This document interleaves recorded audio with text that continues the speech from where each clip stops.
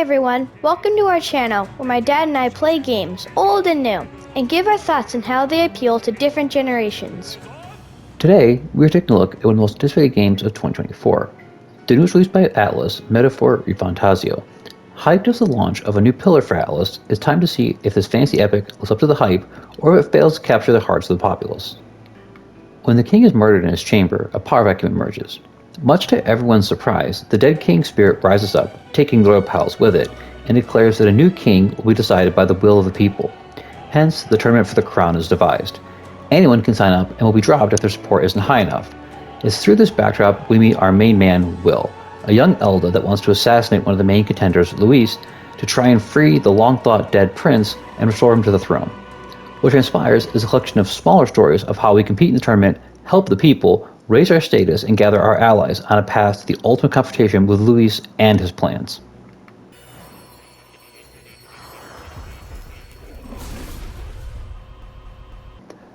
As is typical with RPGs, Metaphor has a fairly good-sized cast.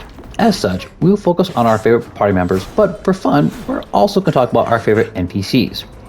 The game focuses on our main character, Will. He's brave and steadfast in his journey. He wants to help everyone and has a truly noble heart. Now he's offset by Luis, a character you just love to hate. I was absolutely captivated whenever he was on screen. I wanted to hate him, couldn't wait to see him dead at my feet, and yet I found myself oddly liking the guy. When you fight him, he welcomes it. He respects power above all else. There's a lot of evil in his ideology, but he is an absolutely fantastic antagonist. Of all the playable characters, my favorite is Heisman. He was really useful because he's really fast, and the thief archetype has some really powerful attack moves, and it also learns pillage magic, which is fantastic utility, especially when you're deep in a dungeon. As a character though, he's also just kinda cool. His story about a son dying and him trying to move on, heal from that loss, and fit in is really well done. Also, he's a literal bat but can't fly, but he can glout around and just hang around. You stole mine. Heisman is my favorite as well. His voice acting and writing is just so well done. And as a dad, I found his story to be a bit of emotional manipulation, but it's so well done that I'll allow it. But since you took mine, I'm going to go with Basilio. Now, I was torn between him, Juna, and Yufa, as the girls are great, but Basilio's gotta be my guy. First, he joins late, which is a bit to his detriment, as you have very little time to really build up his archetypes, but he hits like an absolute truck, and his Berserker archetype is really rewarding to use. What I appreciate, though, about him is the writing. Like all the cast, he's voiced incredibly well, and the writing is perfect. He's introduced with his brother Del as henchman for Luis, but the game does a great job of setting up his switch to your side by having small side conversations between the brothers where they begin to see your side and question their loyalties. This is a problem I felt Persona 5 really struggled with. A character would be really antagonistic to Joker and crew, wake at his power and be like, oh, now we're besties. Whereas here, they took the time to set up the flip and it really worked to perfection. Now, as far as NPCs go, I want to say Katharina, as she's beautiful, funny, and she gives you the brawler archetype. But I'm going to go with the Crier Batlin. Anytime you see him on screen, you know something's either going to go down, it's going to be hilarious, or it's going to be both. Now, I don't know if Chaucer from A Knight's Tale was the inspiration behind him, but I wouldn't be surprised. At the same time, his arc of being a church crier, but subtly questioning his belief and slowly opening up to us about his doubts, only to come full circle and support us openly, was a great example of a crisis of faith. I found myself on the edge of my seat every time he came on screen, and I never got tired of hearing about him. I want to talk about Batlin. Well, turnabout's fair play, boy. Whatever. Anyway, since you took him, I guess I'll go with Alonzo, gifter of the Faker archetype. Lately, I've been reading a lot of books about con men, so seeing one in-game was really neat. Also, seeing how he implied his silver tongue tactics to smooth talk people and lay out his schemes was really cool. As a character, he was also pretty neat. At first, he seems selfish, but then you learn why he's doing these things to try and help his mom and his village. But once she dies, he's kind of like, well, now what's my purpose? And then he finds a new purpose in helping us rise to the throne through his schemes. His story takes some cool twists that I did not see coming, and that's a large part of what made him so good.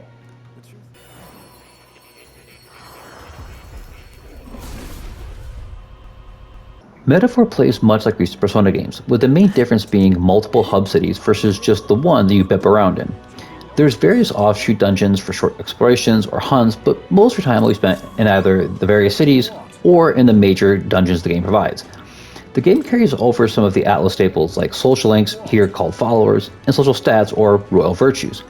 I felt like these were slightly better balanced as far as leveling them up than in Persona games. Royal virtues, for example, are often increased by quests. When traveling around, you'll stop at landmarks which give a large amount of wisdom, and with most of the follower links tied to a virtue being at a certain level, this gates the process very, very well. I do feel like it was a bit easy, as by the last month or so in the game, we had all our virtues and most of the followers maxed out, but maybe we just kind of played it perfect. Speaking of perfect, we need to talk about combat, and especially the archetypes. Combat plays a lot like a mix of Shin Megami Tensei and Persona. You see and attack enemies in an open world, where you can kill weak enemies or weaken and engage in squad battles with stronger ones. The game has a lock-on feature that allows you to dash into enemies, which made clearing packs out a breeze. How your main character attacked in the overworld depends on what kind of archetype he has equipped. The warrior has a giant arcing slash, but it's slow. The mage has powerful AoE blasts, but some actually change if you're locked on or not. The gunner, for example, will just bash around with his crossbow, but if you're locked on, he'll blast them from a safe distance. In combat, you get a set number of actions, one per party member, and anything you do takes one action with a few exceptions based on follower links. Hitting a weakness makes it cost half an action. Missing makes it cost 2. It's a lot like Shin Megami Tensei, but here it felt a bit more balanced. The biggest change, though, is the introduction of job classes, or archetypes. The game talks about ancient kings that held great power. As you meet certain characters, you unlock that power. Stroll unlocks the warrior, Gallica the mage, and so on. These archetypes are very similar to Personas in that they grant you magical abilities, but they're far more easily customizable, with the skill inheritance system that every character can use every archetype, except for the special royal archetypes that each party member unlocks at max follower link. So, what would you say is your favorite archetype, son? For me, I really love the masked dancer and summoner, but mostly the dancer. The ability to equip different masks and get the abilities and resistances of the other archetype gave the masked dancer insane flexibility. The summoner I liked for all the SMT and Persona references. Yeah, it's always great seeing Jack Frost pop up, but really, I liked the Faker. The debuffs were fun and super useful. His gamble attack that randomly gave or removed attack icons was risky, but also fun. It was just a really cool class. Secondly, I really enjoyed the Seeker. It's a really balanced class. The overworld attacks are just good, quick slashes. The abilities were a good mix of attacking and support. Just a really great and balanced class. No, yeah, I agree. Ultimately, the archetype system succeeds for me in that there aren't any bad archetypes. Sure, there are some like the commander or gunner that we just didn't use that much, but even those have some supportive abilities that can really bolster the party or other archetypes. Kind of like the Thief and his steal magic ability. Exactly. It made for a really well-balanced system, even if sometimes you had to level archetypes you really didn't want to.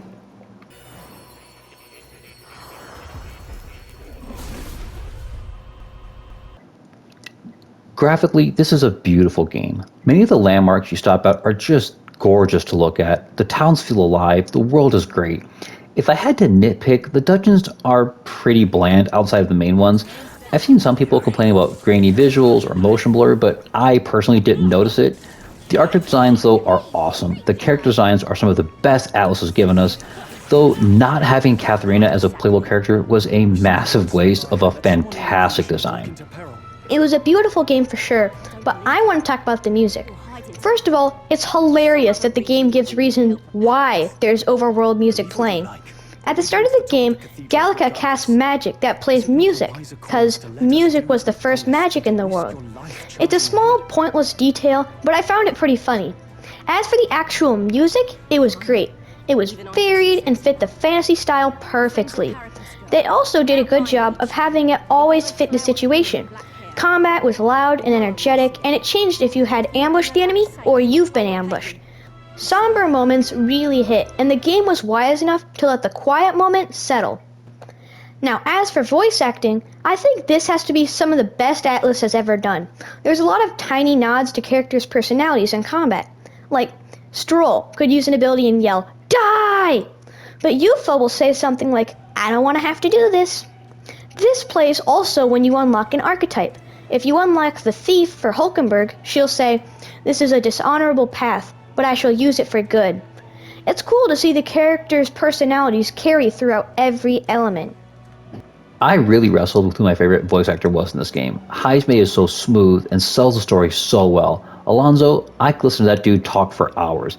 Yufa is beautiful, Basilio is hilarious. It's all just so well done.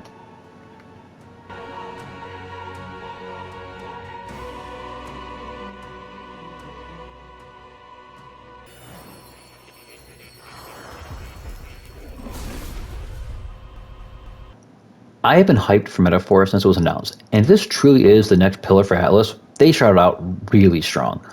I have a few complaints about the game. As I said, we ended up with a lot of empty days late, but that's an issue in almost every Atlus game. Dungeon designs, excluding the main dungeons, were really bland and repetitive. There's a few instances where you're given a choice, you make the choice, and the party's like, "No, we need to do X instead." It's always bothered me when a game does that. Either give me a choice or don't. There are a few instances that I felt like the choices mattered, but I can see your point though. It's like early at the cathedral. You're given 3 options to reach Zorba, but only one will be allowed, and that's to use the painting as a shield. It would have been cool to have any of them be an option, but if you charge in, you take massive damage or something. Outside of that though, I thought the choices you had to pick were pretty creative, like using the painting as a shield, banging pots to hurt Heisme's ears so he'd come out. The game went in directions I did not expect. All that said, I'm going to give Metaphor an 8.5 out of 10. I liked the game, but there are a few things that held it back.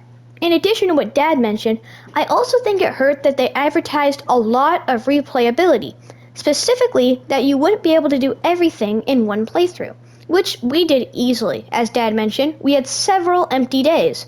Then there's a handful of archetypes that, while I understand they're more support-based, they really didn't get any offensive abilities. Things like the Knight, who had great defenses, but if you don't need those, it really only has basic attacks.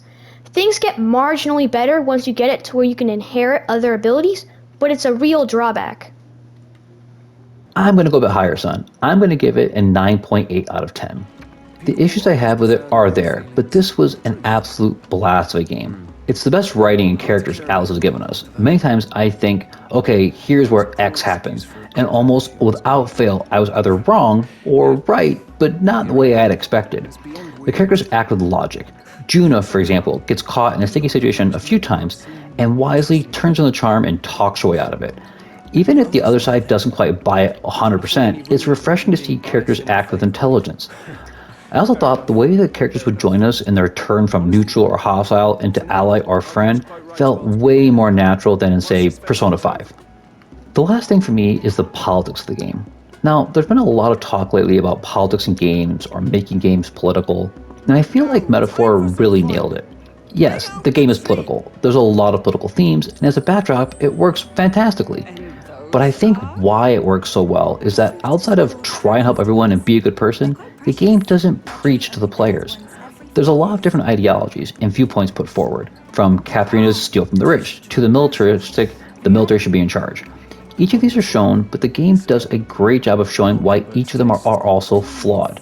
Steal from the rich, and now you're the rich, so who's stopping them from coming after you next? If might makes right, weak and defenseless are screwed.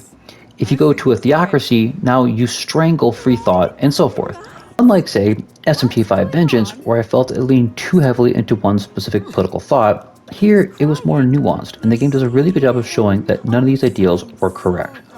Even when a character reads from the main character's book, it will show a utopian look based on their worldview, but the characters will often point out flaws in that, showing that a utopia is nice in fantasy, but in reality it just doesn't exist because people are so different. There's a lot of different themes here, from racism, theology, the strong surviving at the expense of the weak, for example, but Metaphor strikes just the right balance of showing these and breaking them down versus preaching one being superior above the others. I really believe that is why the politics of Metaphor work, whereas in other media it just doesn't, at least not for me. So those are our thoughts on Metaphor ReFantazio. Did you win the people's support, or did you fall away into obscurity? Whatever your thoughts, comment below, and as always, please support us with a like, comment, and subscribe. Thanks everyone!